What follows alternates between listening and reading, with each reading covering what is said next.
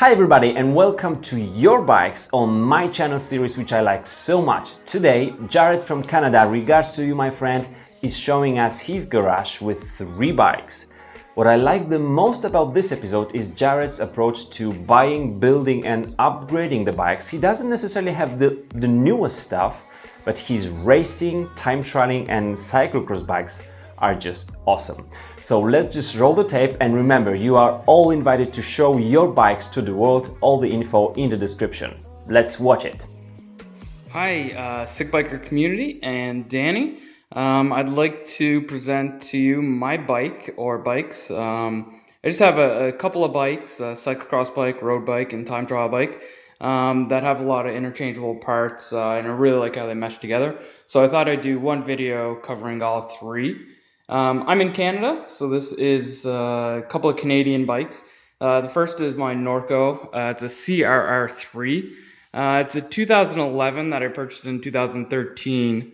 Originally, this bike came with full 105 components with a FSA Omega crankset. I upgraded that to a Gossamer crankset, and I'll explain that a little later. I also swapped out the rear derailleur for an Ultegra rear derailleur and upgraded some contact points. So new saddle, specialized power saddle, and specialized bar and stem, mostly just for the compact drops on the handlebars. It's just a little more comfortable position. The wheels are SRAM S40 and S60. I got those used for a good deal. They were about $450, something like that. And altogether, this bike I think was about $1,700 Canadian. It's a good bike, a good all-round bike. I thought about upgrading the frame a couple of years ago, but I had a little crash and got a blemish in the frame. So the frame wasn't really worth that much on the used market. So I decided to keep it and just upgrade some contact points and parts. So the crankset, which is kind of the main component of all 3 bikes, is FSA Gossamer, like I said. And on the other side is a Stages power meter. So that Stages power meter is actually compatible with all of my bikes. The bottom bracket is a threaded Mega Evo bottom bracket with a 386 Evo crankset from FSA. And what I really like about this crankset and bottom bracket combo is that it has a 30 millimeter spindle, but it's still a threaded bottom bracket. So I don't have to deal with any press fit or any creaks, anything like that, the problems with press fit bottom brackets. So it's threaded, but still allows 30 millimeter spindle. So it's kind of the best of both worlds. So that is my road bike, and I'll get it out of the way. So my cyclocross bike is a Rocky Mountain Solo CX. It's covered in mud now from a little gravel grind ride that I did. And this is kind of a really cheap build. I basically went to my bike shop and asked cyclocross frame for pretty cheap, and I got the frame for about $300, which included an aluminum fork. And some of the parts were parts that I had left over, and I also got some new parts. It's also a gravel grind bike that I do more gravel grinding than cyclocross, but it's kind of, a little hybrid. So I do have 38 mil tires on there.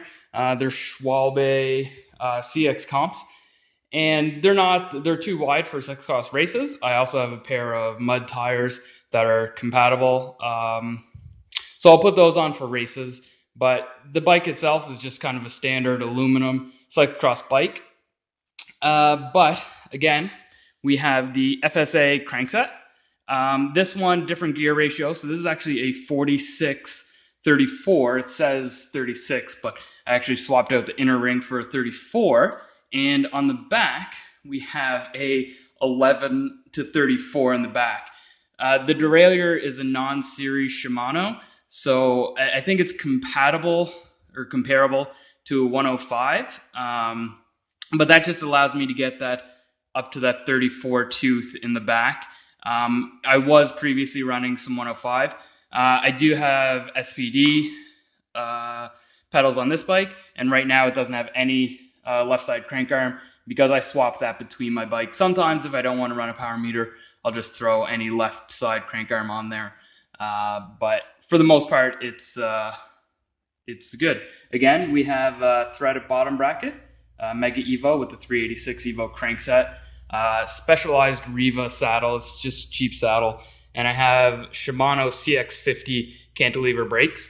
The good thing about this frame, though, however, is it does have mounts for disc brakes, so I'd need an adapter there and a new fork, and it can be upgraded to disc brakes, which is really good. You'll notice around here, I just have the cable taped to the frame. Basically, when I got the frame, it didn't come with parts to secure cable. It's made for a hydraulic hose to run through. So I have it taped now just because I didn't get the parts for that, and it works generally fine. K-edge mount for this one, usually when I do gravel grind, I like to put my GoPro on, so that's there as well. The thing I love about this bike is that I built it all myself. Got the frame, picked the parts. Handlebars are just from my Norco that I got, that I took off my Norco CRR, and the rest was basically built from the wheels up. I do quite a few triathlons, and this is my Scott Plasma. This is the best deal I've ever came across. Again, 10 speed. All my bikes are 10 speed. Shimano. This is Ultegra. This is a newer FSA Gossamer crankset, again with the threaded bottom bracket. Head Jet 6 and Jet 9 wheels. This complete bike cost about $1,500 Canadian. I got the wheels and frame for $1,000, including the derailleurs and aero bar setup.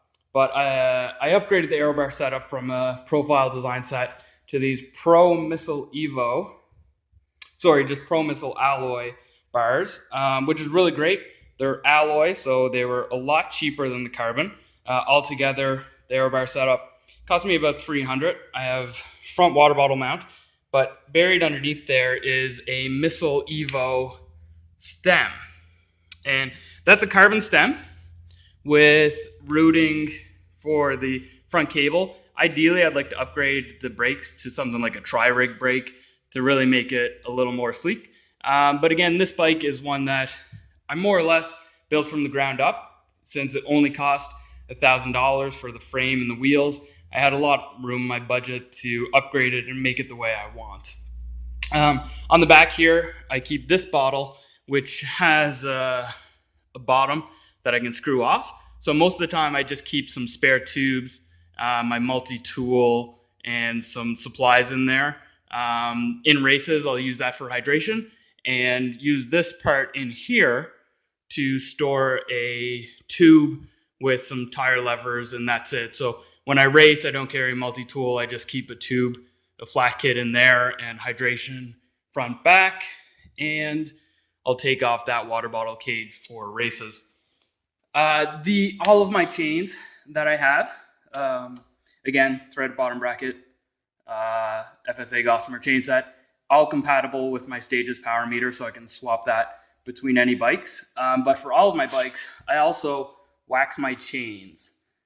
It keeps them really clean, really versatile, and rolls really well. You can see here, if I can just let that go, and it'll drop and swing around.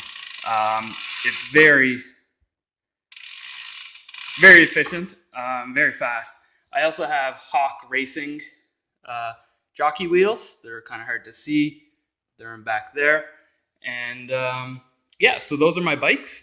The Scott Plasma 2. This is a 2010 frame, and it's kind of limited in terms of tire clearance. You'll see it's hard to see there, but 25 is the absolute max that you'll get on this bike. It's not going to accept anything more. Those tires actually measure a little smaller than 25. I think they're actually 24, and they're right up on the limit. I also upgraded the saddle on this bike. Came with a Cobb saddle. But all in all, those are my bikes. Like I said, I really like the fact that I can swap parts, swap wheels. They're all 10 speed. I don't see an upgrade to don't see a need to upgrade to 11 speed. yet, especially when I have so many compatible parts. So hope you like my bikes, and subscribe to Zick Biker.